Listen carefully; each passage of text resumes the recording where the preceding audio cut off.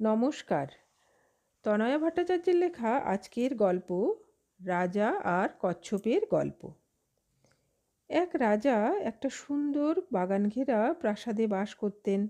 সেই বাগানে একটা মস্ত পুকুর ছিল। রাজার ছোট ছোট ছেলেরা সেই পুকুরে সাঁতার কাটতো, নৌকো ভাসিয়ে খেলা করত। একদিন রাজা সেই পুকুরে কয়েকটা মাছ ছেড়ে দেবার হুকুম দিলেন। রাজপুত্রেরা তো ভীষণ খুশি। তারা দৌড়লো নতুন মাছ দেখতে। কিন্তু সেই পুকুরে মাছেদের সঙ্গে একটা বড় সবুজ রঙের কচ্ছপও এসে পড়েছিল। রাজপুত্রেরা আগে কোনোদিন কচ্ছপ দেখেনি। কচ্ছপটাকে একটা দৈত্য ভেবে তারা বেজায় ভয় পেয়ে গেল। ছোট্ট রাজপুত্রেরা রাজপ্রাসাদে ফিরে গিয়ে রাজাকে বলল, বাবা বাবা, একটা ভয়ঙ্কর দৈত্য পুকুর পাড়ে শুয়ে আছে। রাজা তখন তার লোকেদের বললেন দৈত্যটাকে ধরে রাজপ্রাসাদে নিয়ে আসতে। কচ্ছপটা রাজপ্রাসাদে আসতেই রাজপুত্রেরা ভয় পেয়ে দরজার পেছনে লুকিয়ে পড়ল।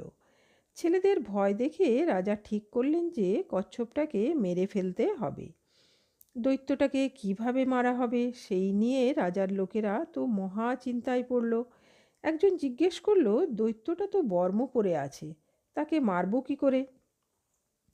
কেউ বলল, ওটাকে থেতো করে মারো।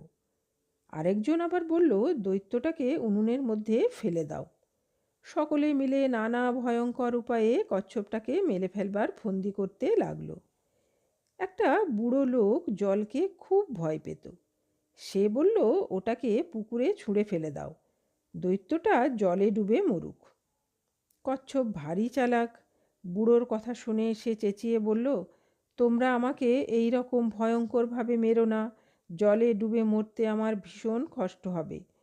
কচ্ছপের এই কথা শুনে রাজা ঠিক করলেন কচ্ছপটাকে পুকুরেই ফেলে দেওয়াই ঠিক হবে, কেননা দৈত্যটা এইভাবে মরতেই সবচেয়ে বেশি ভয় পাচ্ছে। এটাই হবে এর উপযুক্ত শাস্তি। কচ্ছপটাকে পুকুরে ফেলে দেওয়া হলো। শেয়ানা কচ্ছপ বোকা রাজার বোকামি দেখে হাসতে হাসতে তার চেনা বাসায় ভেসে চলে গেল। নমস্কার।